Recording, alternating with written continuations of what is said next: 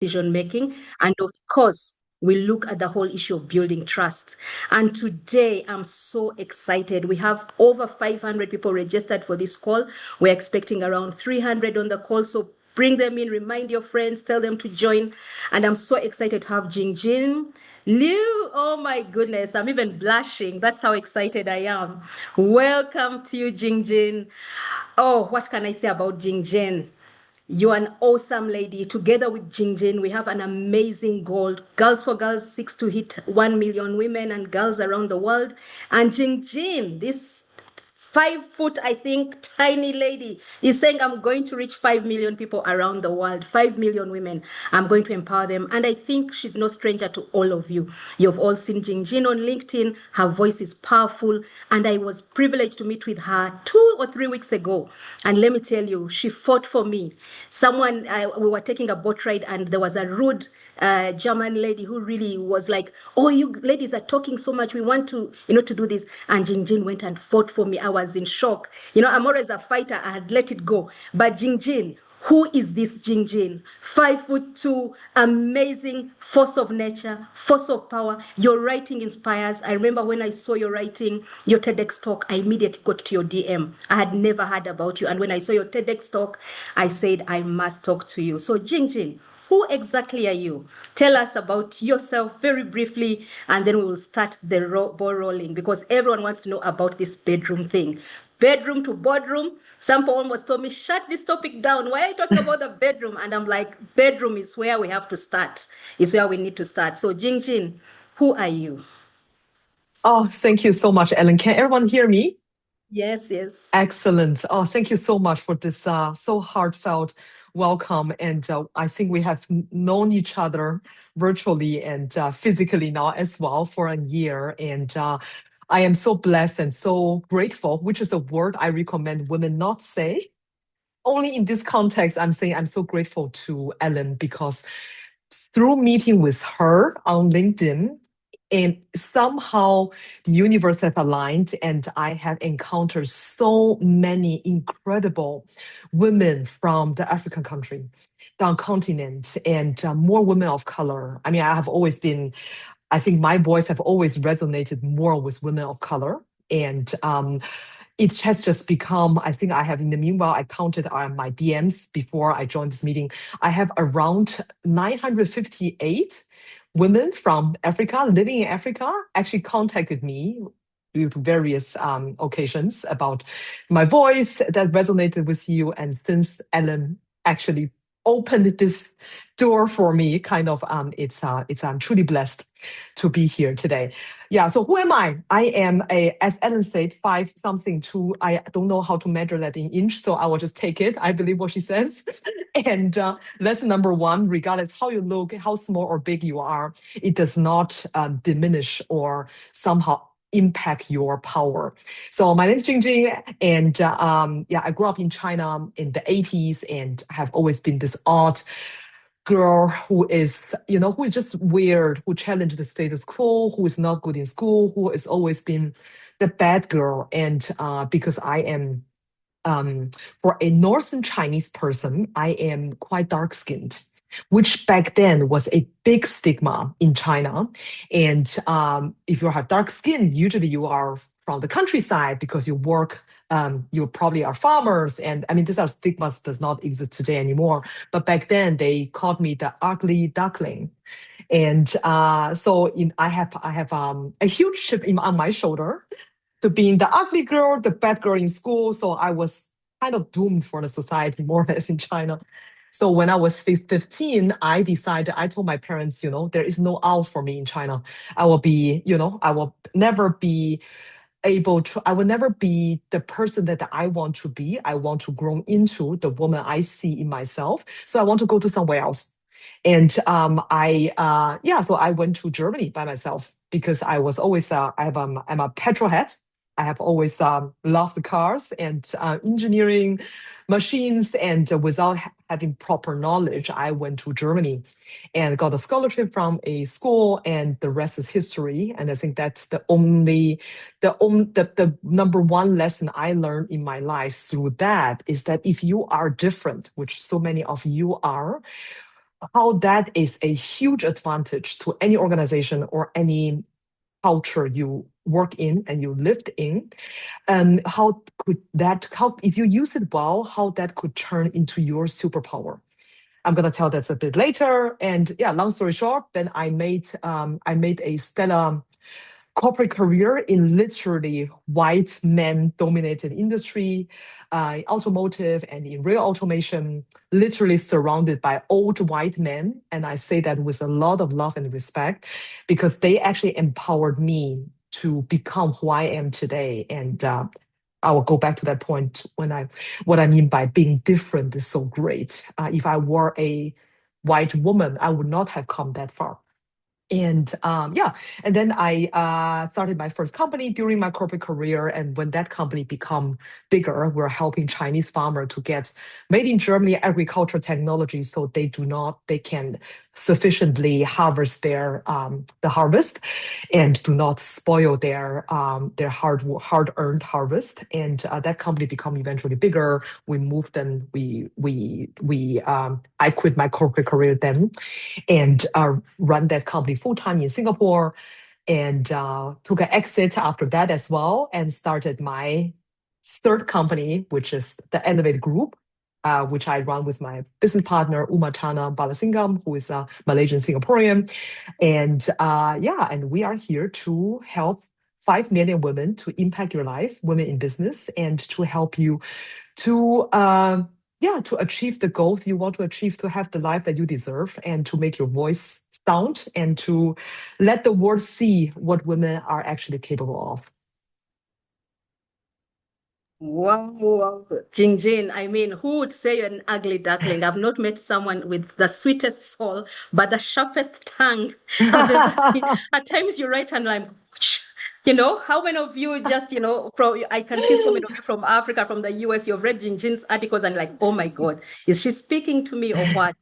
And so, Jingjin, you're the most beautiful soul. I Oh, don't know. In 1 year, we become like sisters. We talk about yes. everything. Actually, you know quite a lot about me, more than even my sisters, some of who are on the call. So I really celebrate you. And now, Jingjin, I think when I first approached you, I watched your TEDx. And for those who haven't watched, Jingjin has a celebrated TEDx show, Frankfurt TEDx edition, where she speaks about leading with confidence from the bedroom to the boardroom. And the first time I saw it, I was totally gobsmacked. I kept thinking, who dare writes about the bedroom in the same voice as you're writing about the boardroom?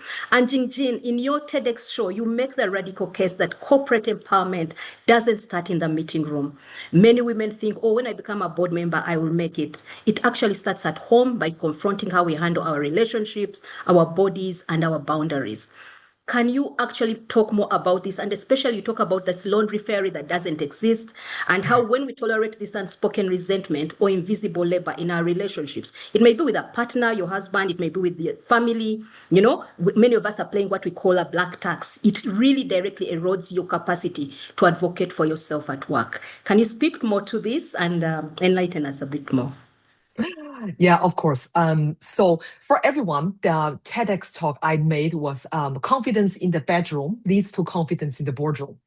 Now, if everyone's saying, oh my gosh, she's talking about sex, no, she's not. The bedroom is a symbol for at home. The boardroom is symbol at work, but you need catchy titles. That's why the hypothesis where I come from, the lens, is that you cannot be a corporate leader or you cannot thrive at your workplace, so the 9 to 5, if you suffer and marry your own glass ceiling and have a maternal war from the 5 to 9, which is at home. And majority of the women, and with for my own experience, I've worked with some women now from 47 countries across the world. And it actually doesn't matter where you come from, what is your upbringing. One thing in common is that a lot of women, the first glass ceiling they hit is not at work, it's at home with their partner, with their husband, or whatever form they are living. I am mainly talking about the hetero relationship. heterosexual relationship. And as we all know, the invisible work at home, the caregiving, whether it's elderly, whether it's children, chores, even if you don't have children, who tidy up the household, who make the laundries, culturally very often it lies on women's shoulder. It's just, especially I dare to call it the macho culture a bit, especially in China, Africa, especially where the men feel more entitled to who they are. That even falls more into women's responsibility. Whether I know many women, they are the main breadwinner, but still, when they go back home, they have the responsibility. It lies on them to take care of the kids, to cook the dinner, and that is the status quo. We have grown up in this. Your mother most probably inherited from her mother, and you probably inherit from your mother and the societal norm. Now, growing up in this culture, you suddenly stepping from girlshood, let's say after university, after being the good student, the good woman, the good girl, you suddenly go into a corporate environment. It does not even need to be corporate, just a term. It can be a smaller organization, larger organization, it doesn't matter. In the moment where you start to work somewhere, especially when this is not an NGO where the organization aims to make money, it's often ruled for men by men. The setting is designed for men by men as well, because this has not changed in our world. You suddenly bring your little, the good girl and the carrying everything I carry at home into work. You have not built the muscle yet to, let's say, okay, if your partner asks, okay, after dinner, you tidy up the things, you take care of the children, you whatever chores you have at home, you just suck it up, I'll say this way, or you take this as my own responsibility because this is just, you do not even challenge the status quo. How can you now step back into work with all this, let's just say, men, powerful men, and your peers, your colleagues, even your subordinates? How can you have the muscle to say, no, this is not my responsibility, and this is not within my area of expertise, or I actually don't have time, or this is on my boundaries. I do not accept calls after 5. Anything that matters to this context where you have to assert boundaries, or when you have to say no, or when you have to assert your opinion, you haven't built that muscle yet. If you cannot confidently say to your partner, no, this is not how we run the household, or whatever context you are in, how can you expect yourself to bring that courage or bring up that gut, or it's a muscle again? No? How can you bring that up into your work environment? So then women have this how can I say, this intrinsic need also to make everyone happy, because we all want to be liked. This is also common in all culture. So instead of say no, you haven't built the muscle to say no yet, and you want to be liked. So many no become yeses, and a lot of yes at home, a lot of yes at work. So where is the yes to yourself? Which leads to the burnout, everything, that we end up doing the glue work at home, at work, where you get to organize a colleague's birthday, organize events, organize everything that does not give you, I say 3 things, learning, earning, and purpose. These are 3 things that I think matters most to your growth as a woman. But then if you look at your calendar at home and at work, how many things are really contributed to that 3? So then that's why you end up, where do you even start? That's why it's the hypothesis. In order to train your muscle at work, you actually have to train your muscle at home to say no, to set boundaries there first. Oh my goodness, that is so powerful, because and you've dwelt about it, that if you can't grow this muscle at home, and you have an example you share, and also your colleagues, your friends' example in that TEDx talk, which I thought, oh my goodness, and I've been in that scenario with a snoring partner, and I resorted to kicking them in the night because it would be too much. The snoring I would wake up like this, and when you're nearing menopause, you can't sleep again easily once you've woken up at 4 a.m. and someone is snoring so loudly. So you talk about if you're not able to grow that muscle, you actually can't go into the office and start saying no. And for many people, it may not be a partner. I've talked about black tax. For many single women on the call, many of them are already actually paying school fees for tens of people. They are meeting family needs. They cannot say no in various family settings. They are not able to grow that muscle. So one question I would want to ask you to take that conversation further, and maybe you could use some examples that you've seen manifest quite frequently in life. If how can we have this split identity over time? If we try to compromise and say, at home I'll be quiet, but at work I'll actually, become stronger. And yet we know that it actually manifests in workplace invisibility. Can you talk more to it with some of those examples you've shared? Yeah. I think I mean, with a large respect to culture, no, I think there are a lot of culture in China, in Africa, and many of them I'm not aware of. So it's very arrogant to say, okay, you have to assert your boundary, assert your needs, and it will be very disrespectful. Nonetheless, I think one thing that has been helpful for every single person's circumstance is that there is a perceived, okay, for example, I need to respect elderly. For example, we will work with a group of Indian women who is, okay, they are the only daughters, and they live overseas, most of them are in Europe. And when the parents pass away, or one of the parents pass away, they have all brothers, no? They just happen to be the only daughter.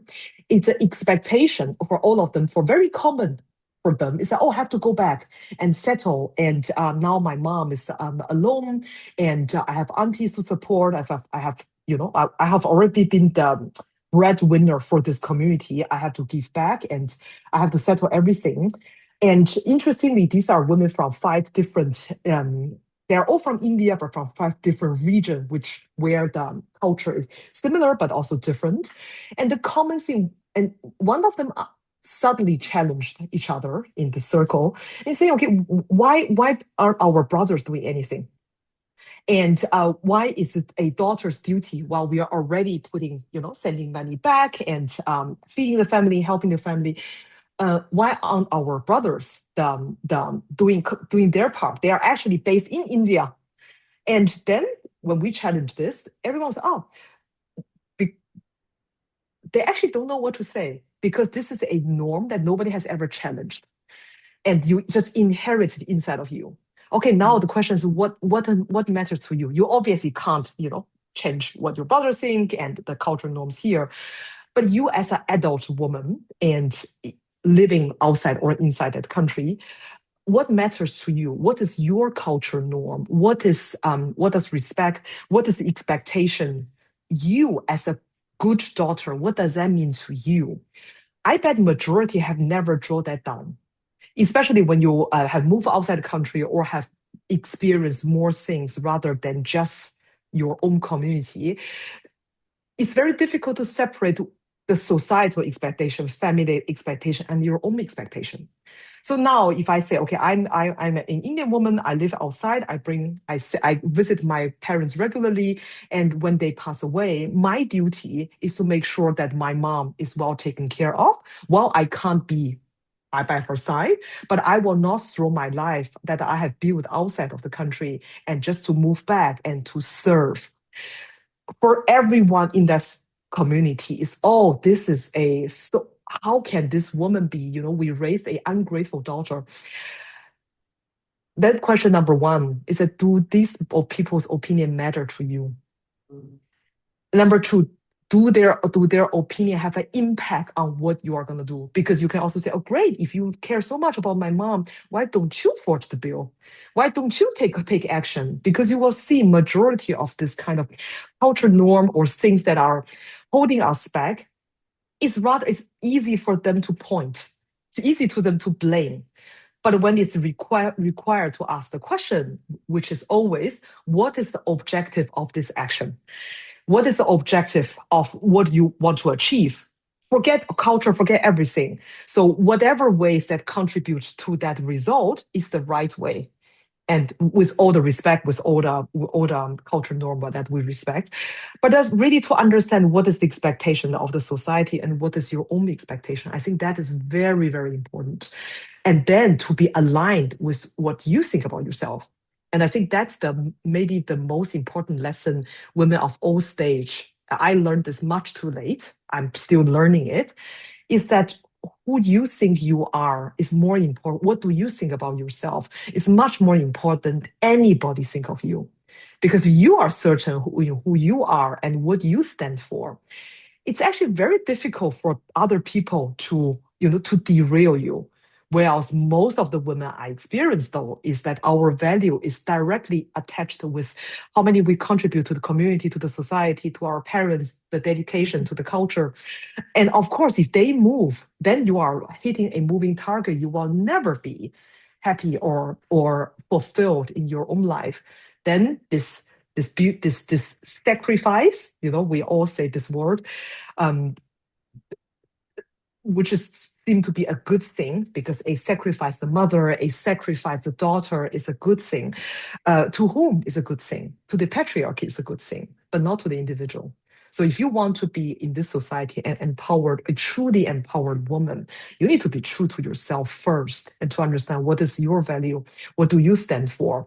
And once you are certain your identity, then facing everything else, whether culture or parental expectation, would be easier. That's the step one. That is so powerful because we work with young women in their 20s, in their 30s. We work with older women in their 40s, in their 50s. I was just seeing Malaysia 3 weeks ago launched a cohort of, I think, 500 women, all working in tech, in, high profile jobs. And yet a lot of it, they kept talking about how being a submissive wife or a good daughter has really conditioned the way they behave even at work. And then in Mm. Africa, we have things like you can't look people in the eyes. And what I'm seeing is that we are all growing up without ability to negotiate these personal and professional boundaries, and we often experience intense community guilt, or what is called the success penalty at home. For many women, Mm. you speak up, you have a marriage that doesn't last, your relationships break, your family thinks you're not supportive. And you've talked a bit about it, but can you dwell a bit more neat so that then we also move into how these compromises, they often manifest as workplace invisibility. And in the next segment, I want us to really look at this workplace invisibility, because many of us don't understand the root of it. And yet it's really largely this intense community guilt or the penalties we feel that we'll pay if we speak up. Yeah. So I think good daughter, submissive wife, or this is unfortunately many of us also carry this as a badge of honor, because this is how societal expectation again. I think a way to reframe the whole thing. I mean, it's nothing I'm saying. I would say, the narrative I bring is for the 1% of women who really, really, really want to make a difference, because it's very hard work. It's much easier to agree and to be agreeable, to let the society, let your community pull you apart. And especially when you are in the society where majority of women are not doing the things that you want to do, so you will be the outlier. So you have to really want to do it yourself first. I think it's to starting with redefining, what a good woman in my family is. What if you have I mean, it's easier said than done. This matters to individuals' context. Is that can you have a open conversation in your family, to the not with uncle, auntie, and everyone together, with, for example, your mom, with your partner, if you think that you have an empowered partner that you can see eye to eye, and to understand, okay, what a good woman in my family is someone who does what? Is someone who burns herself out and then collect with data. I always tell women, if you go back home, whether it's have this conversation with your partner, saying, okay, what do you expect actually a wife or a partner? What is your expectation? And what is my expectation? Do these two expectation align? And usually the let's say the disagreement point usually happen where she's, let's assume you have a kind of equal relationship. I hope that the committee here, at least we think that we have a equal relationship where the partners think, okay, I'm also doing my part. The best thing is you can do is do a weekly audit. for yourself. As in, the first thing when you get up, whether you have children, not children, caring for the elderly, just do a time audit. Where do you spend your time from? Just saying to the 5 to 9. So after work, let's say 5 p.m. We never end that on time, but let's say 5 p.m. to 9 a.m. in the morning. Who does the chores? Who does, who is going to buy the groceries? Who wash the cars? Who get home and prepare the meal? Who bring the kids into the bed? Just a whole week from Monday to Sunday, do a time audit. You will be surprised how much you are doing. And the thing you ask your partner is, how much do you think you are, just from a time, speak with data, how much do you think you are doing and I'm doing? In a fairly equal relationship, he will say, oh, probably 50%, 40%. And we have done a study with around 1,000 women and over a period of time. The average of, and I'm talking about globally, so this is a lot with white, very empowered culture. Usually the percentage of sharing loads with two breadwinner at home, the woman is doing roughly 78%. And the only 22% are done by men. And every time when you put those things on data, then it becomes inevitable. Then it's also an eye-opening moment for the partner. Say, oh, I'm not aware. And this is where only talk about visible loads. No? Now you put down the invisible load, which is difficult to quantify. For kids' wage, I just have a conversation with Ellen today about, okay, what is my daughter going through? I'm thinking of my son, or what is he going through? There are certain things, mental load you have to carry for your children, for example, or for aging parents, or for any community obligations. These things also take up space. And now, if you have dedicated everything to the community, to the family, to everything, and then you still want to strive at work, there is simply no room. So if you cannot come to an arrangement or agreement with people that matter to you in your surrounding or to yourself, you will not survive. You will not thrive at work. Which means this conversation is so crucial. Why is it so important? Is that I'm not saying that women, you should have it all. You can't have it all. You can have it all across a very, very long period of time.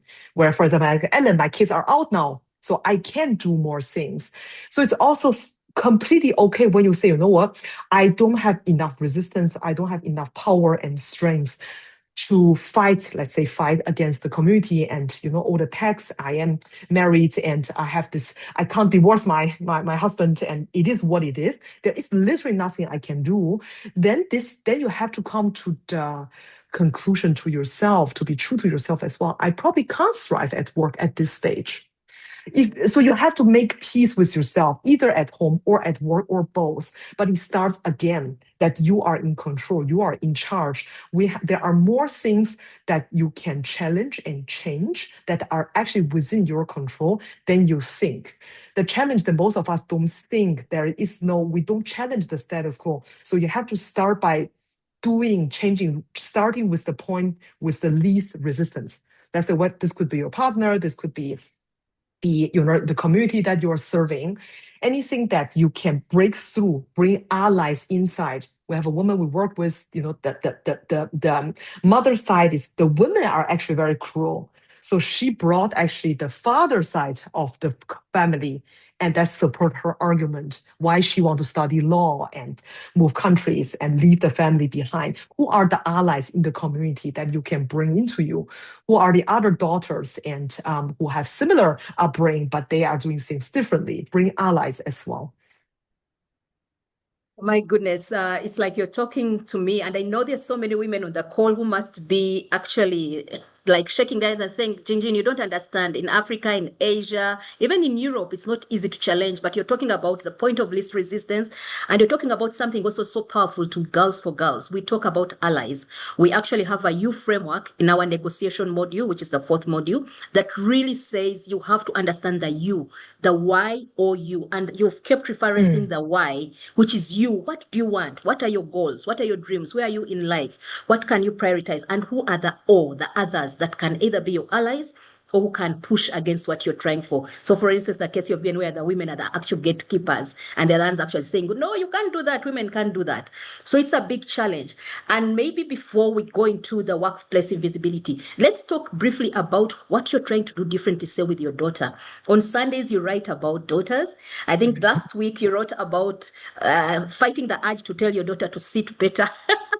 I laughed so much because so many times I'm like, I'm such a strong feminist and a woman, I fight for women's rights. I've marched on the streets for women's rights. And I always would tell me, Daniela, you're a girl. Until my children challenged me. The boy is 21 now, the girl is 22. And they said, Mom, you call yourself a strong woman's fighter, but you're always saying, Daniela, go and do this in the kitchen. Georgie, go and wash the car. So I notice how you're doing it with your daughter. You're fighting the instinct to be like your mother. Can you talk a bit about that? Because again, we are looking at the root causes and then we'll go into the workplace invisibility because many of the women here are in the corporate spaces and they are really struggling with that invisibility and how to become more visible. Yeah, I think for generally in parenting, I'm talking about I have a son and a daughter, and you can see the upbringing could be different. And I think I have a certain theory, but this is very, very subjective. So you take what serves you and leave what it doesn't. I think we have inherited a lot of burden and guilt from our parents, especially from mother's side, especially when you are a strong woman. Very often, last generation, they have less freedom. The generation beyond, they are still fighting wars.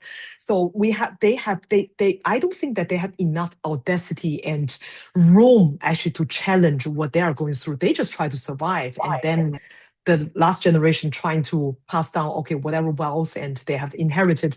So whatever they teach you, there is no subject in the university telling okay, good parenting. So they gave you whatever you think is the best. So with my daughter, it's difficult to say, challenging also to admit that as an ambitious mother, you expect more from your daughter as well. And then I have this theory that I think the male audacity, why men are so full of themselves, actually coming from mothers because their mothers love sons, especially I think in our culture. In China, we used to kill the daughters just to have the son to inherit the land. I mean, this still persists in somewhere in China, in the rural area we are not aware of. So daughters are already born worthless. And now your baseline is so low. And when you are a mother, when you are a daughter to a mother and you have a brother, you will literally witness how the mother treats the son, because that is like, it's kind of like why you have such a difficult, majority of us will have a difficult relationship with the mother-in-law, because the daughter will never be good enough for the son that she has bring up. It's like she has brought up the God. Every mother think that. They might not admit it, but they do. And when you bring up a daughter, you see all the things that reflected on your side, because this is like literally a little version of you. Everything that what your mother had passed down, well, without knowing, well, probably you will have to pass down to your daughter as well. Don't sit like this, put yourself straight, be nice. And when you compliment her, it's usually about the look. I do the same thing. I look, oh my God, Max, you're so pretty today. And instead, my son, I will never call him handsome, although he's crazy handsome, but I will never say he's handsome because it's just not in the language. So if you bring up then children, you suddenly recognize with your sons, you give them so much, not only you as a mother, but the society, give them so much room, freedom, do this, fall, go fight, compete. And with daughters, you recognize, oh, careful, don't fall. Imagine you scratch your face. And my mom was like, okay, don't let her play this dangerous sport. Because what if she scratches her face, she's going to be ugly and nobody's going to marry her. And my mother is a very empowered woman, actually. There are so many norms that were surrounded and inherited. So if you do not pay attention about what you say and how you deal, especially when you have, let's say, two gender, and especially when you have daughter, and we need to be ultra aware of what rather asking question than making statement, if that makes sense. Yes, and it's so deeply personal to me. I'm born from a family of six girls, five girls, immediate families, five girls and Mm, one boy. And I've told this story several times in Girls for Girls. Every time our mother came from hospital, so I'm the second born. The first born is a girl. I'm a mm. second born, I'm a Yeah. girl. The third is a boy. Then three girls after, and it's two of them are on this call. At least I can see two of them on the call. And every time my mother came from hospital, literally people would say, "Oh, what did she get?" Oh, Mm. another girl. And there would be so much pity for her, you know? Yes. Mm, But my parents really loved us so much, regardless. They were mm, so strong, such strong believers in us that everyone knows we are Tiba's girls. Like we all grew up to be, something in society. But you can imagine if that strength wasn't there, we would have felt so worthless. And then at mm, times, what I notice is we carry that along and actually manifest those same stereotypes as we talk with our girls. We make them, softer, and then they cannot compete in the corporate world. So right. thank you for bringing that. Every time I read, I love reading your Sunday pieces when I see them because they really show things I could have done differently. Say with my own daughter, she's a strong fighter, but I know that there are times when myself I was struggling with, that Yeah. division. And now, once we take that, because we have looked at the root causes of why it is Mm, that we struggle with this bedroom to boardroom journey, and we find that because we are making all these compromises, we have the success penalty, so we don't want to speak up, we have this guilt, we are struggling with that. We find that many women, especially in the 30s, but even the 40s, in the 20s, you join the workforce, you're able, you what, but then quickly you're shut down. And then you find that many are really struggling with that workplace invisibility, largely mm. because, as you know, rightly note, of the lack of courage to challenge some of the things in the home, and we carry that timidness into the workplace. Can you talk Mm. a bit more about what you've seen and how you've seen workplace invisibility manifest? Because I think it's going to be the crux for us as we try to Yeah. strengthen women to take over boardrooms, to take over C-suites, to take over marketplaces, to really be in charge. Because we know when women are in charge of resources, they actually make good for the community.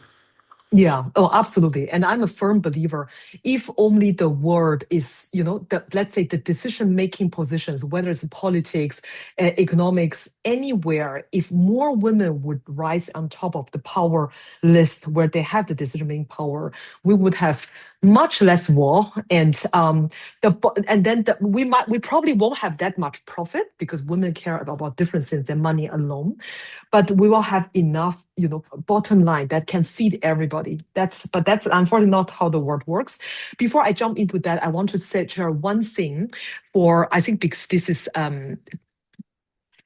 to breaking down the cultural norms, obviously very difficult, as I said. And I think there are various ways to framing things differently.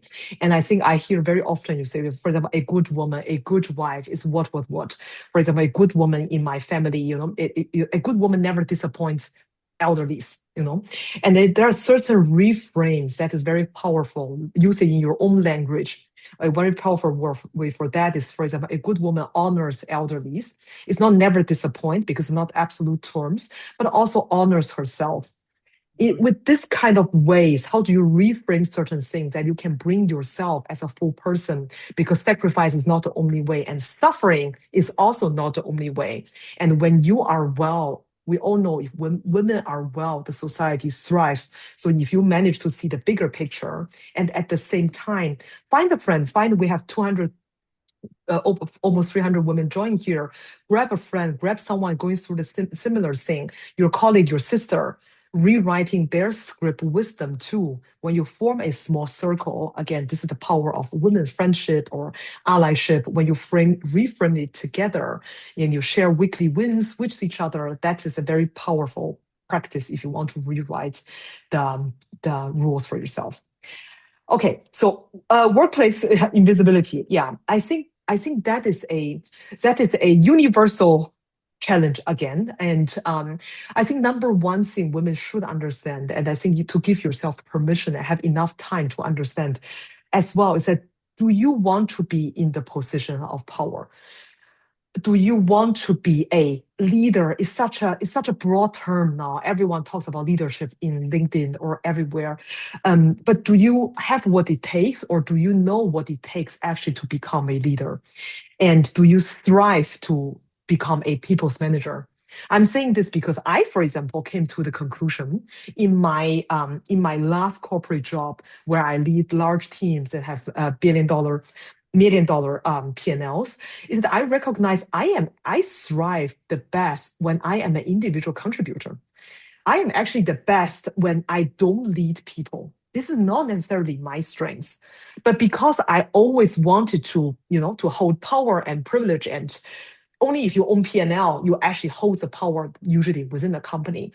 I forced myself to do it.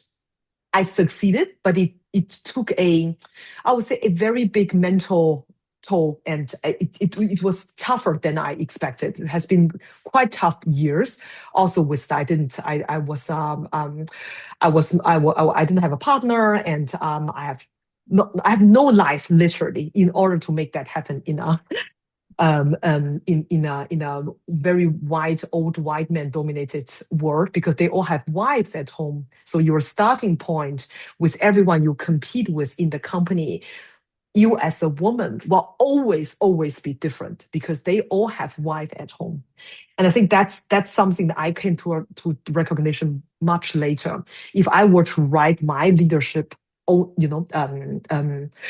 leadership or my leadership power stories again, I would start with, okay, what do I want to achieve, and why do I want to achieve that back then? And then if I were to rewrite my story today, the reason I wanted to do is because I want to be powerful without actually understanding what that means and what it takes. And for every individual, the workplace invisibility, if you are in the spotlight, there will be a lot of good and bad come along with it. So the number one question you need to ask yourself is, do I want to be in the spotlight? I say spotlight intentionally is because in the moment where you rise to the power and position, anything you want to achieve, it's inevitable you will be in the spotlight. In the spotlight, meaning that there will be lots of critiques, regardless what you do. You do left, right, middle, up, and down, there will be good. There will never be consensus. And we women, again, in the community, we love consensus. We love holding each other's hands and sing kumbaya and love each other. But this is not how organization works. So the higher you rise, the more critique from family, from community, from your friends, you will have less. You will have less of everything. Are you fine with it? Number one. I think number two, when you say, okay, this is what the path I want to do, I want to become that person, I want to lead, I want to do, then there are various ways. I mean, these are some simple ways to, if you aren't able to speak up yet, or if you are, let's say, majority are very introverted, and that the cultural norm, I have a boss who is very patriotic, and he does not value if I say something in the meeting. There are various ways to overcome these things. For example, let's say if you are rather introverted, or you're working in an organization which is very traditional, that you should not challenge authority openly, then play to your strengths. If you work in an organization, who are your allies in this organization? As in, there will always be someone who stands behind you. If you work in an organization, you think, okay, literally, I really mean access everybody so firstly, your peers, secondly, your manager and his or her peers, and then your skip level managers, his and her peers. In this kind of hierarchies, there must be at least 5 people that you can say, okay, with them, it's possible for me to build a relationship with them, for them to understand who I am, by doing something for them first, to build a relationship with them first, that they can advocate your idea behind closed doors from in the future. If you work in an organization that you cannot find 5 people who will potentially become your mentor, sponsor, who stand behind you, this is not an organization worth your time to spend in. And I doubt majority of organization, you will always find people if you work with, let's say, an organization that have more than 50 people. So find allies first if you are not someone who can speak up easily and build your allyship from behind. Actually, most of the politics are made from behind doors. It's never during a meeting or in email communications. I think that's maybe the number one thing that most women do not intentionally do, because we tend to we tend to just sit down. Okay, let's draw down every single thing and let's do our works. And I used to say that if you want to become a leader in the organization, you want to climb up the ladder, the job description is not in your job. The job you have to do is not in your job description. Everything that matters to your move, the 20% would actually move the needle, requires a lot of intention and looking, and has nothing to do with the work you are doing. So you need to start to pay attention to that. I mean, Jingjin, please confess if you've been attending our sessions because you're speaking exactly the language we speak in all our modules. It starts with us, even in building trust. We have to build trust in ourselves to be able to take on these big issues in the corporate space or in the various spaces we inhibit. Even when it talks about relationships, we are very firm believers in G4G about Yeah. relationships that hold people to account. We are not in kumbayaring. It's not about, oh, you're so nice. In fact, we teach mentors to critique, to challenge, because one of the things we're struggling with is women want to stay in that safe space, and yet they say they still want the promotions, they want the job, but it comes with responsibility. In fact, my famous phrase to the team these days is, with the crown comes the thorns as well. You have to do the Yeah. hard work. You have, to put in the hours, but you also have to do the things that will actually make you visible, which is those 5 people you're talking about, which is behind the doors engagements and conversations. You find people just leaving the office at 5 and saying, I'm done. I'm not going to do anything. And yet that's not what breaks makes the difference. It's the conversations you're having at the tea coffee machine. It's the discussions you're having. So it's as if you've been in our conversations and really part of it. And now I want to really switch gears because I know we've talked a lot about awareness. I think many of the ladies here are hearing quite a lot about the awareness. We are trying to see how we can get more women visible, how more women in control of resources, because we know, as you've rightly said, that we actually make a difference. We saw in COVID the leaders who made such a big difference on the world. Jacinda Ardern from Australia, from New Zealand, Angela Merkel in Germany. They were the ones who were courageous. They stood there, and we see it all across the ladders, from managers to board members. Women will be courageous. So, ladies, post your questions in the chat. Post your comments in the chat. We are stepping it up now to the tools and all the practicalities around addressing these self-limiting beliefs. And now, whilst we have focused a lot on the bedroom aspects, there are also other things that Jingjin and Uma do under Elevate. So, for instance, last year, I was going through a challenging bit, and I do work across the continent. I do work globally. I manage huge resources, and I was struggling for a space where I could share some of the challenges I was facing. And I then saw Jingjin had advertised what they call the private circle, a circle of 5 women from around the world. You sit, and the questions you cannot tell someone, I don't know what to do. I'm struggling with this. How do I deal with this at the work? They actually offered that space, and it was one of the most beautiful spaces I think I've had. We talked about transitioning. We talked about, I'm now in my 50s, letting go and retiring. We talked about managing those very difficult board members. You have to report. How do you deal with it? So they gave that practical. But also the other thing we did is that we talked about this whole issue of visibility. Now, for many of us at the top of the ladder, visibility may not necessarily be an issue, but we are fighting and navigating politics. And we're also trying to say, how do I stay relevant? And so we thought we'd bring in one of my dearest sisters, Birungi Korutaro. Birungi, are you there? We need to see you on screen. There she is. Birungi is a CEO for Kilimo Trust, which covers around 5 or 6 countries in East Africa. She's also a personal friend. I think I've known her since we were 11 or so. She's also a G4G senior mentor, one of the top mentors who has started the empowerment cohorts that mentor women in their 40s. And then she's also an alumni of Jingjin's programs for leaders. And I think for me, Birungi, and Jingjin, we have talked about awareness being one, but the strategy is what drives change.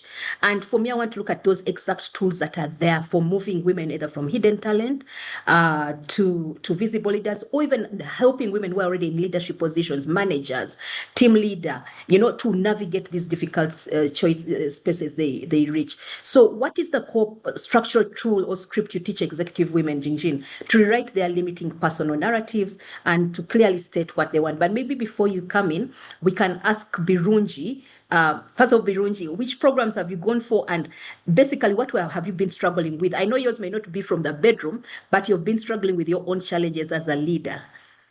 Thank you, Alan. And always a pleasure to be speaking to ladies in Girls for Girls. I mean, for me, I had been talking to Alan, I've been talking to other ladies in my circle, and I've been saying, I need to transition. I mean, I'm at that point, 50 years plus, and you're asking yourself, what next? I have a CEO role, leading a regional organization, have the power that Jingjing was talking about. Wanted to pivot to expert power, make sure that I'm a thought leader, serve on boards, but it wasn't working for me. So I remember sitting down with Alan, and Alan said, no, there's this group of ladies that I'm going to join, and it's called the Elevate group, the private circle. And I said, let me join. And I joined it, and I sat in. These were powerful ladies. You can imagine Alan, there were other global leaders. And we sat in this very small circle, who were 6 ladies. And somehow that didn't talk to me, because I'm looking at transitioning. This is what talking about power in the workplace. What am I get challenged with? And for me, I'm already talking to ministers. If I have a challenge, I can talk to the heads of trade associations, or I'm talking to farmer associations. So for me, that didn't really work for me. But I remember Jingjin came out to me and said, Birunji, you want to position, you need to transition to a new role. And how do I do? There's another circle that we're going to put together to just help you get more visibility. Now you just need to understand me. I mean, I'm a super mentor, as Alan has said. I've been with Alan on the G4G journey since 2016, 2017. Everything about know your story, share your story, building trust, how you show up matters, counts. But what I didn't realize sitting down with Jingjing is she said, Birunji, you may need to rewrite your script. And I thought, wow, rewrite the script. I know how I show up. I know I show up in spaces. I'm powerful. Actually, what is it that she's going to tell me? I was a bit skeptical, but I said, I really need to pivot. I really need to get to this space that I want to. I want to be a thought leader. I want to speak on audiences globally. I don't want to be limited even just by East Africa. And Jingjing said, okay, so let me just do a quick search on you on Google. And she said, when I did the search, I didn't see much about who Birunji is, the one that you're telling me about, the lady that I met in the private circle, and the one that is here. So for me, the challenge was, and really how I moved on with Jingjing, was just to accept that I need to rewrite my script, even if I have these roles. I have a whole comms team that manages visibility for the organization. They tag me in LinkedIn, but even then, just because they tag you on LinkedIn, once in a while you post, I still wasn't being seen. And so I got to understand that I needed to show up also online. And for me, showing up online was scary.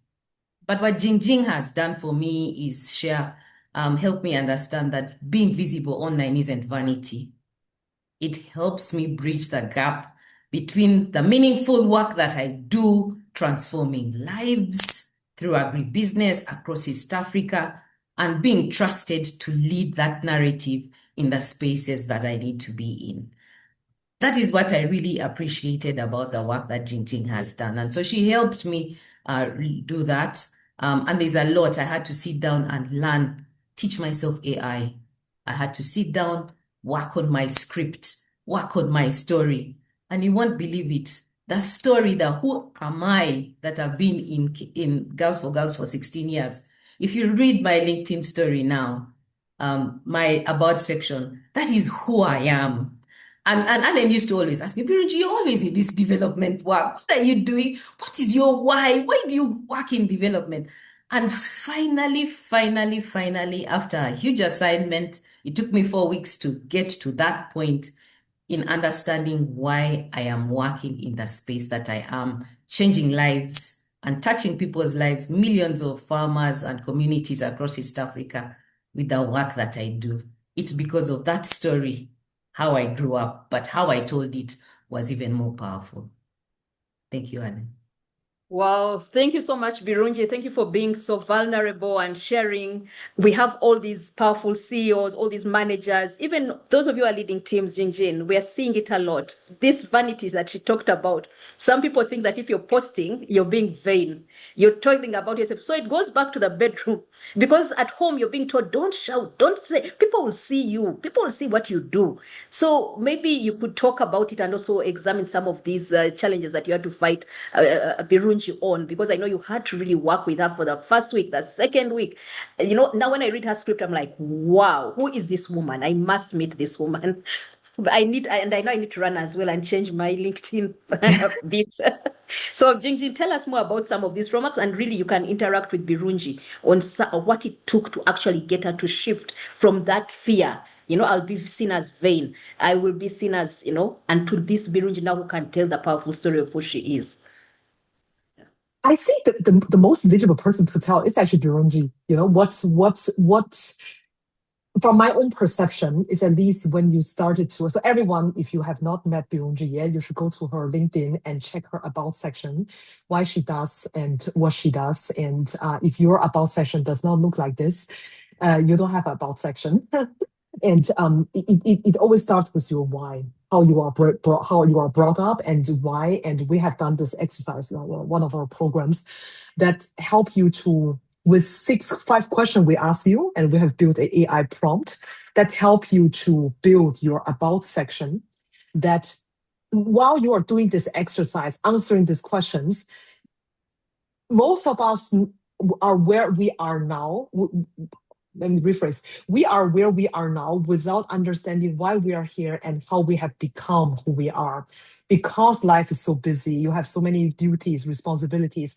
And one day you wake up, you are so brilliant like Burunji and the CEO, or Ellen like the CEO, but does not understand why I'm here.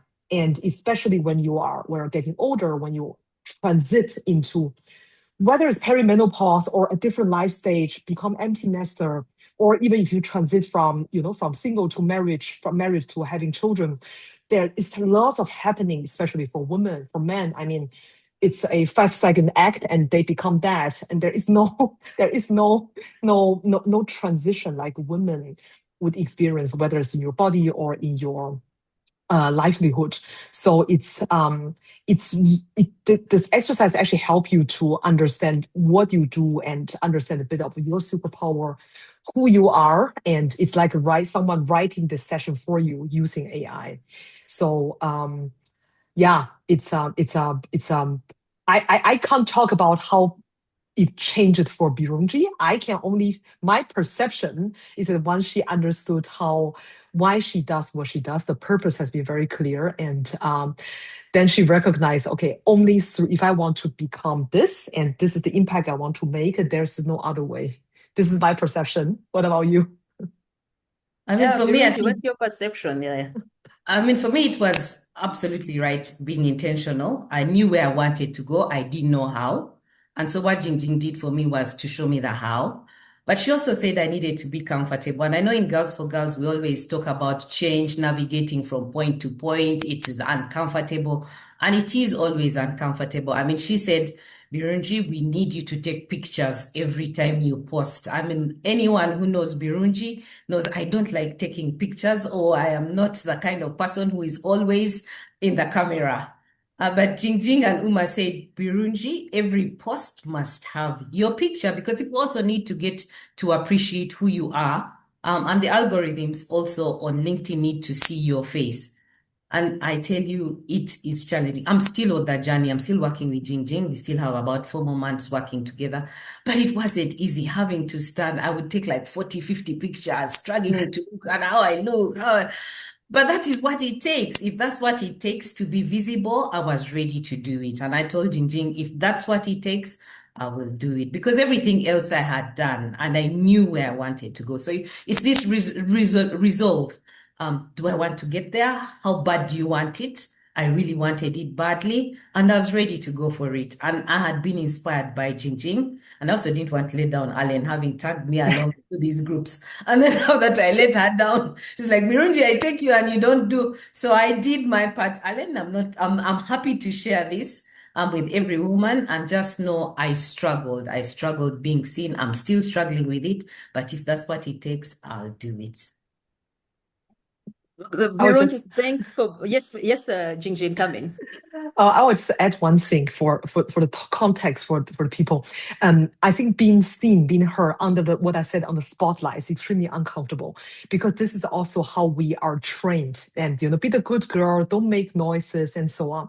That's why I think the number one, the biggest difference probably between Birunji and majority of the audience here today is that you made the decision, because Birunji came in and say, I know where I want to go. I just don't know the how. So if you say that's how it's gonna take it, so I'm gonna do it, because I know it's uncomfortable, but I'll have to do it because this is the path. I think for majority of women I work with, haven't figured out that yet. As in, where do I really want to go? And do I have what it takes to go there? Number one. Second, if I do, am I committed to do the work, to constantly put myself in spotlight? I mean, LinkedIn is one platform where Birunji has everything that, you are already a reputable CEO, you have already reputation. It's just not visible online. So for her, for us, it's an A student, a easy case, because in the moment where she has everything, she has a tool, she has the position. So it's a easy case. But for majority of you sitting here where you don't have the title yet, don't know where to go yet, the visibility starts somewhere else. You have to make your work count. You need to be known by people, the 5 people I mentioned. You need to be known by the people in your organization, especially the decision makers, not the auntie in the canteen, not the girlfriend, the intern. You need to be recognized and known by people who holds decision powers. At the same time, to put yourself visible online, LinkedIn is just one of the platform. It depends largely where your audience, as in if you want to make a career move, who are, let's say, the decision maker in the company you want to work for, where do they hang out? It could be physical networking. It could be one of the summit. It could be various different area. Visibility at the end, whether online or offline, is to put yourself out there, be uncomfortable, and to get to, but you have to decide first whether you want that outcome or not. Thank you so much. It really comes from you. You have to decide, and the intentionality is there. 2 things we are struggling with, of course, and like now after watching your video, Jingjin, your TEDx, there's the bit about introversion. Many girls, especially in the 30s, they are working hard. They are auditors, they are accountants, they are young, they are working. They do the PowerPoints, they do everything, but they feel, don't they know who I am? I'm the one holding this organization up. And I keep saying, no one knows who you are. No one, I sit in the meeting and I'm not there thinking, oh, Gloria sitting in Togo is so hardworking. No, you have to be visible in so many ways. Who are those people you're talking to beyond the hard work? Hard work works. It's the first and most important thing. But on top of that, you're visible. So there's the issue about being introverted. And then there's the whole issue around these self-limiting beliefs of, I can't go there. What if, I will look vain? I'm going to be. So we are seeing this playing it out a lot for young women and older women, and it's actually impacting our career journey. And as you say, it doesn't have to be in the corporate space. It can be in very many other spaces where we are playing a role. But I just want to ask you, Birunji, before we now open up to the audience, and before we hear a bit from Jingjin on some of the tools, other tools that could be there, how has it felt for you? Yeah, it's now 3-4 weeks in. Yeah, I know you post the picture with pain. At times you forget. But how has it been? And for young girls and women, what are those 1, 2, 3 things they can do daily? You had to coin the content. You had to write. What has it been like? It takes time. I mean, I'm spending hours. The first time I had to write the article, I spent a week working about 2 hours a day, having to get this article right, fearing to say this and that. But you get comfortable slowly by slowly as you get into it.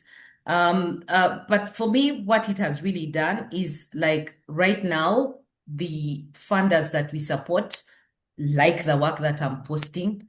I'm getting meetings that I would never have gotten. I've done interviews that I would never have gotten if it wasn't for this visibility. So it takes time. I mean, I told you just even a shot, I get like 50 shots to get that one, which may even not really be perfect. But it takes time. I'm telling you, I've now said one post a week, and it takes time. But having to research, to position. I think one thing also that Jingjin taught me is that you need to position who do you want to target, or who are you targeting to read these articles. So there's a lot that they help you in these workshops to help you to position yourself. And ladies on the call, it is not a magic bullet. I'm still on that journey, but it takes time. So you have to be committed to putting in the hours and to be able to be really vulnerable, taking those pictures and just appreciating. I now love myself more than I did through my pictures, to be honest. Thanks, Oh, Ale. wow. Thank you. Thank you so much. There's so many nuggets in there.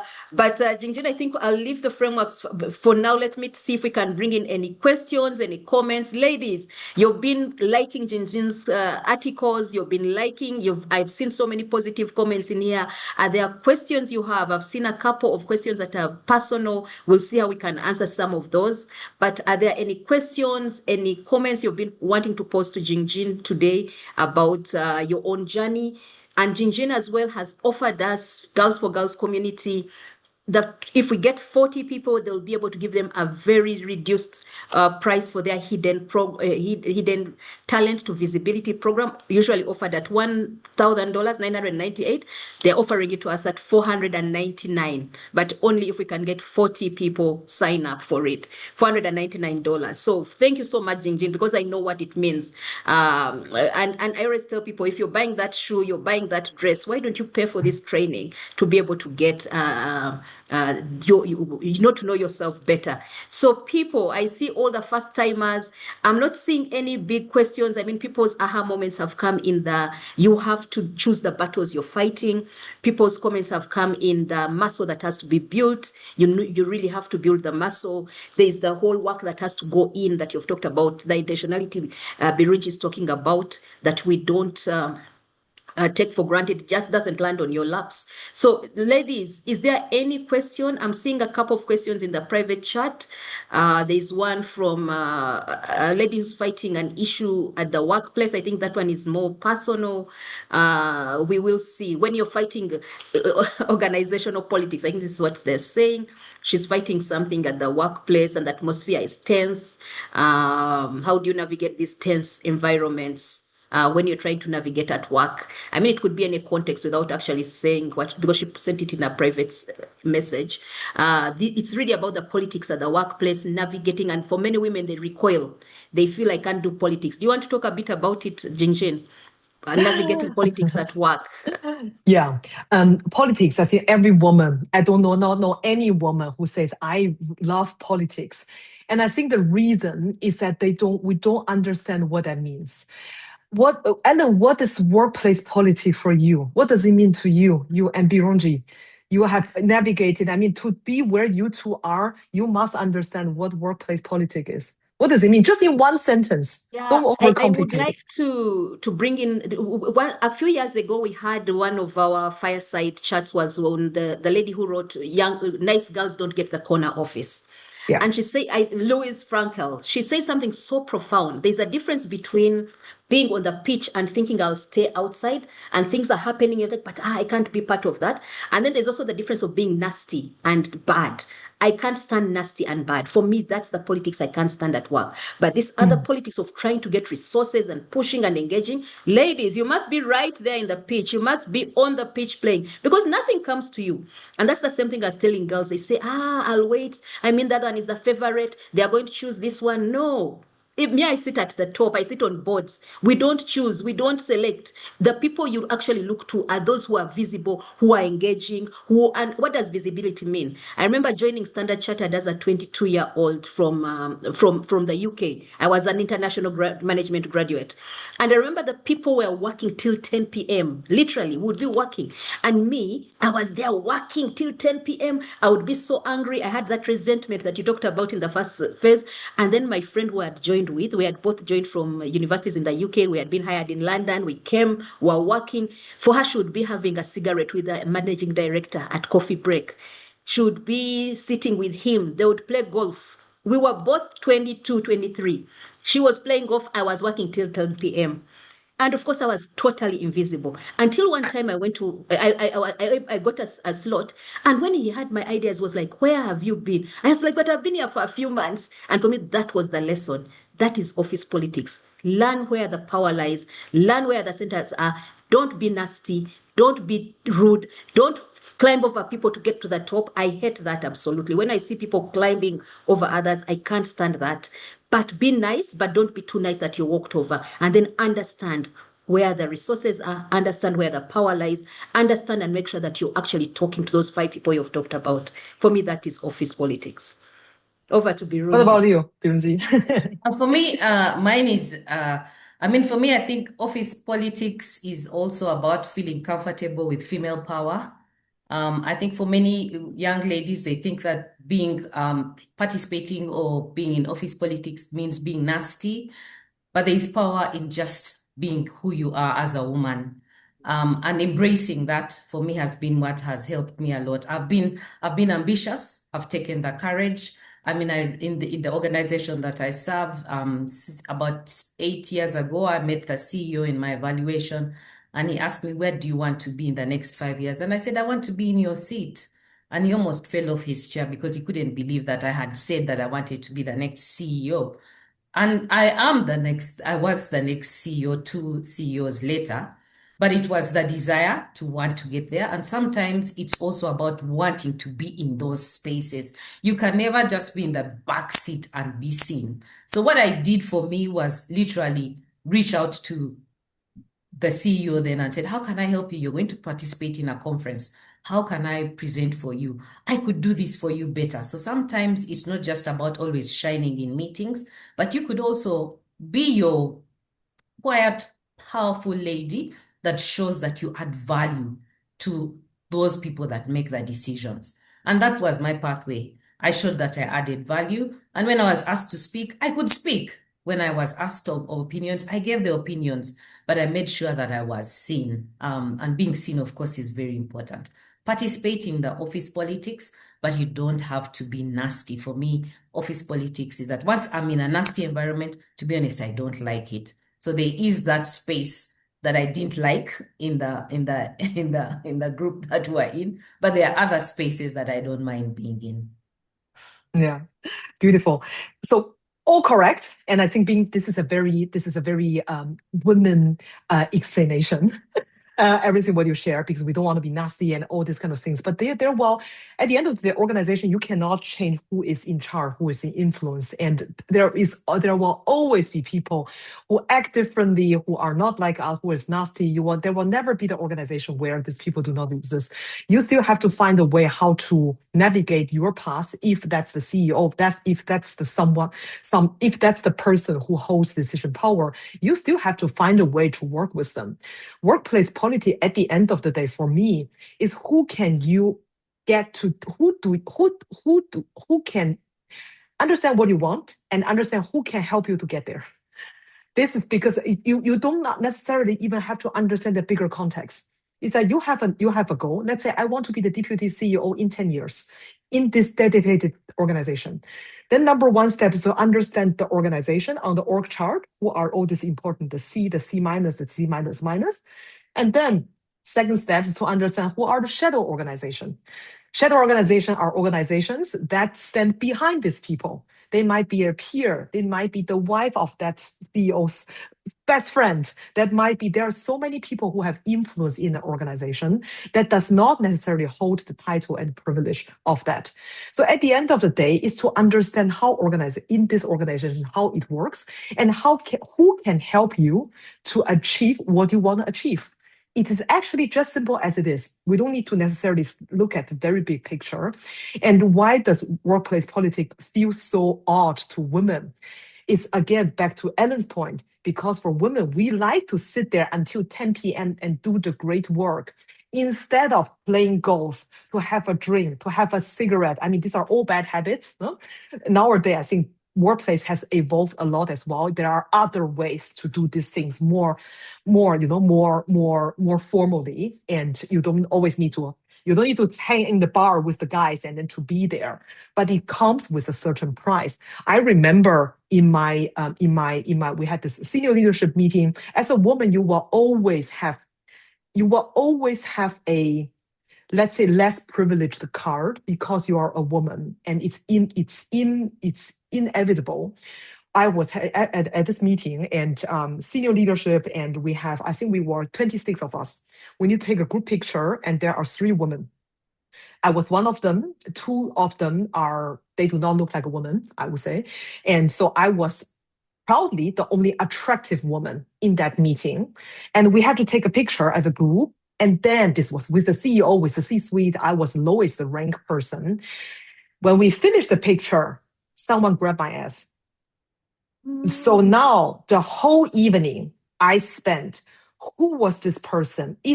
Who was standing behind me? Is this Mark or is it David? Or was this an accident? Because now you suddenly have to pay attention. How do you engage in the evening, in the dinner conversation? Because let's say David, who grabbed my ass, but I actually need something from him. Now I am extra engaged. I am sending the wrong signal. But if that's not David, but it's someone else, and ignoring him, what does that mean? There are so many nuances as a woman, and it will happen again because we are not living in a perfect world. So unfortunately, if you want to get up there, you have to suck this kind of things up. So, but I'm just telling you the mental toll that if you get to a certain stage, it will always, because it's still a world made by men for men, and you have to understand, okay, how do I navigate through these situations? It will never be a formal conversation. You kind of have to find it out, and you have to put your antenna somewhere else, and then again, always come back to what is your objective? The objective for me on that evening is to have 2 conversations with the CEO, quickly pitch about the project we're doing, and to raise that so that we actually get prioritized in the budget conversation next week. So you have to ignore every noise that could possibly surrounded by you, and network in the sense that actually help you to achieve your goal. But at the end, this is the much more. We also had a offsite meetings, things like this, and you see when later in the broader leadership setting, and then a lot of women, they will just after the official part is over, they will actually go back and do their work, and you see all the guys hang there still, the Mark, the David, the you name it coming together. Because this part is harder for women actually to do, because what signal are you sending? Oh, you are seen of mingling with the guys. You are seen like kiss ass and all this. But does it matter if your objective is to get up? And there will always be haters and who do not stand by you. But does it matter to you? So all these kind of things, I think, especially when you are in the mid stage and about to go up, mid to senior stage, really to ask yourself the question, okay, are these things that I am willing to suck it up in the future, and always to stay true to my lane, to understand my objective, and to nonetheless be visible? Because then they will say, oh, look, Birunji is posting now every day now. What does she want to achieve in LinkedIn? She want to achieve none of your business.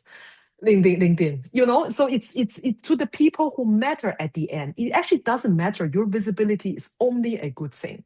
If you pay attention to every naysayers or people who are, let's say, jealous, or people who say something bad about it, it's always people who are not relevant to your objective.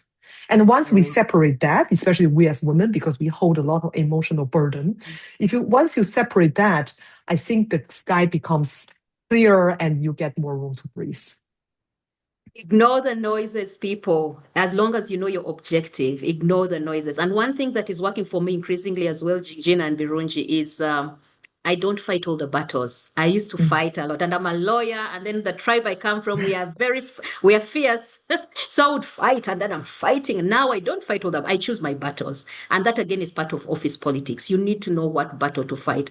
Of course, if someone I think grabbed me, I would be like, heck no, and I'm taking you down. But there are some other battles that I now overlook. I say, oh, okay, That's okay because I know what I'm focused on.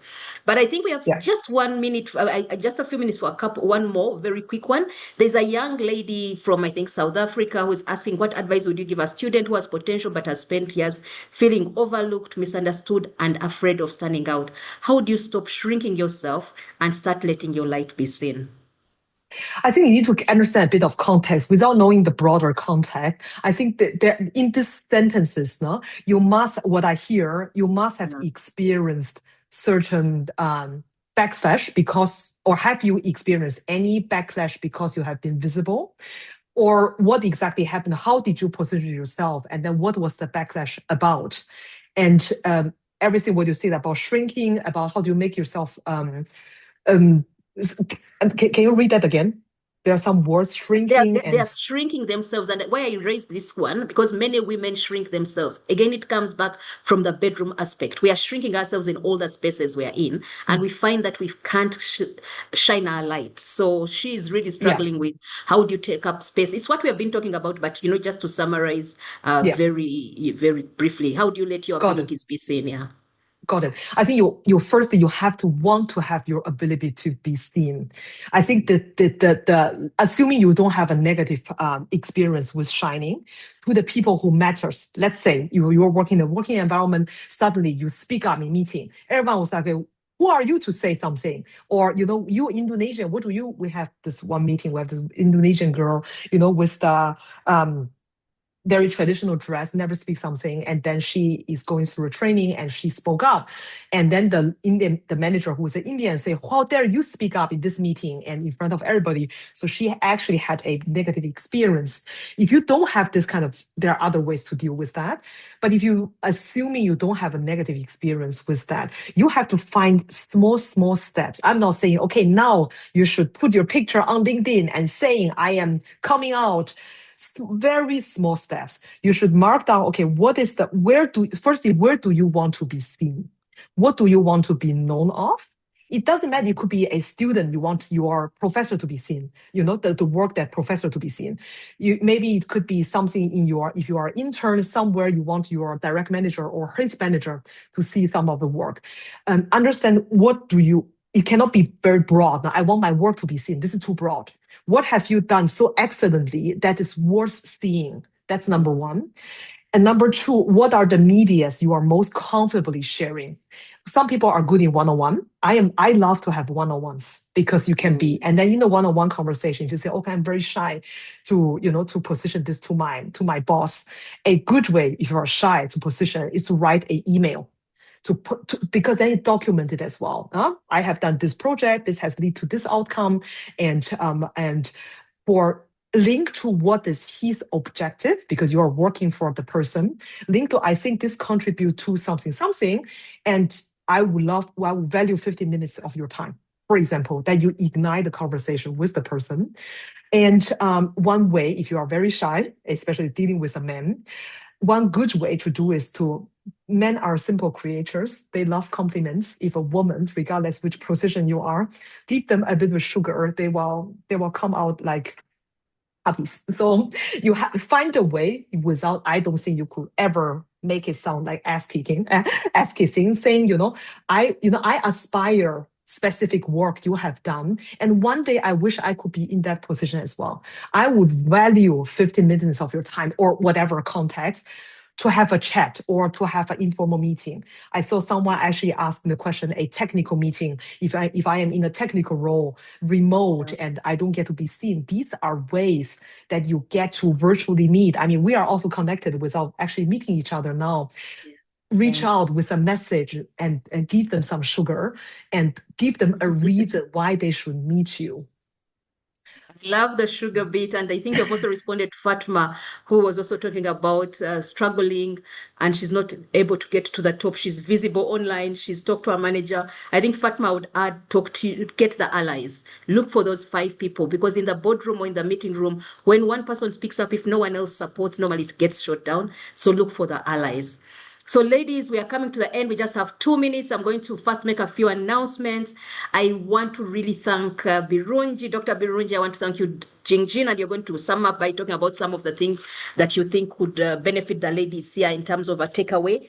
But I also want to make a few announcements. The first, Jingjin has made an offer for Elevate for the G4G community. Everyone will receive this online, but there's also in the chat, there's the code that you can click just for us to see where the interest is if you want to take up this training program. So thank you so much, Jingjin.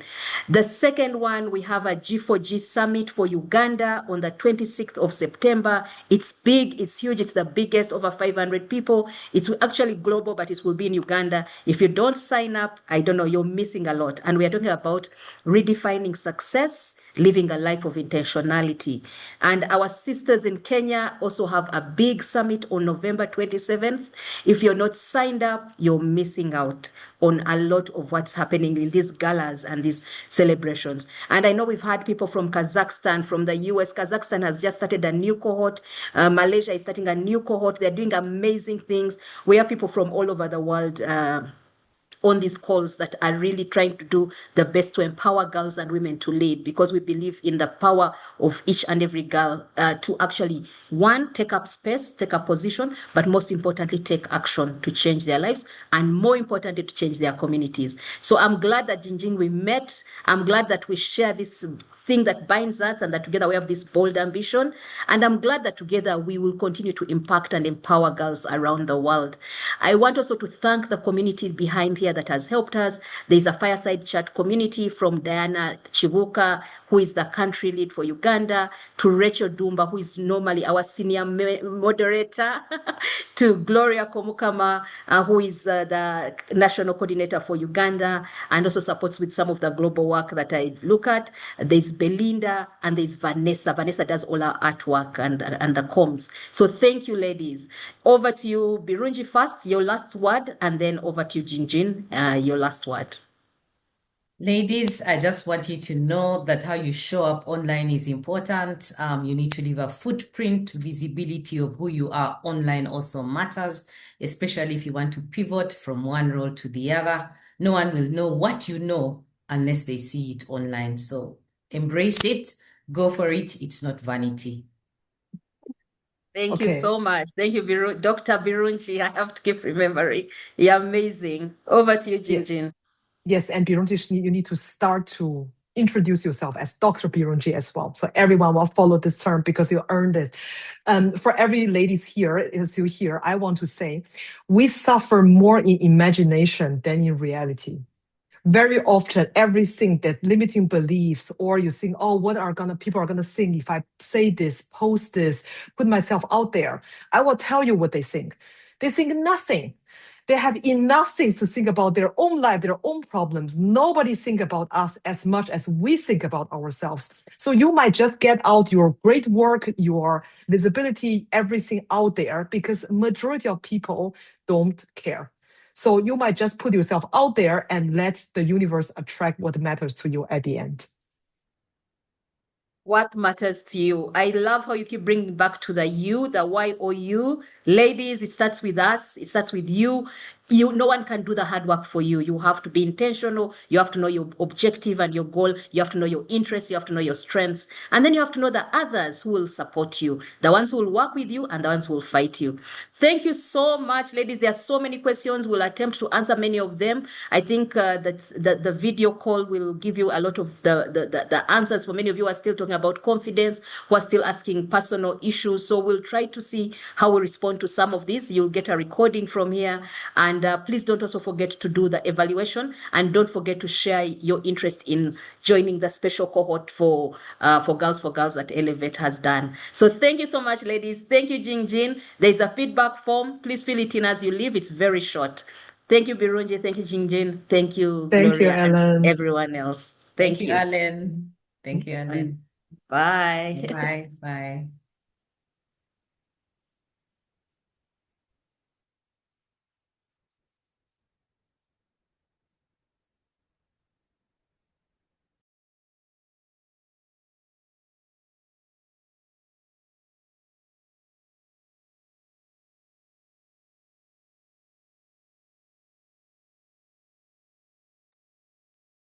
Ladies, please answer.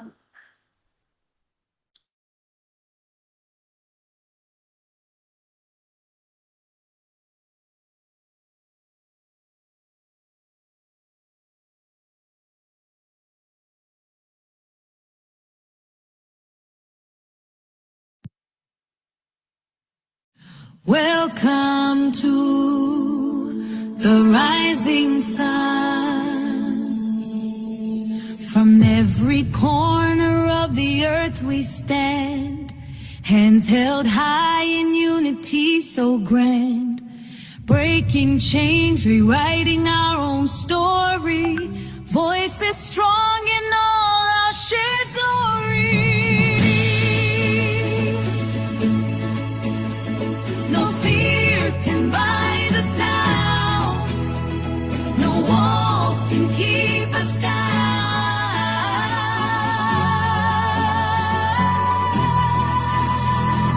G4G, we lift each other higher, lighting up the world with one desire. Every woman, every voice we rise, together we are unstoppable tonight. Dreamers, leaders, forging paths anew, strength in numbers sees us breaking through. From whispered hopes to thunder in our song, we claim our place where we belong.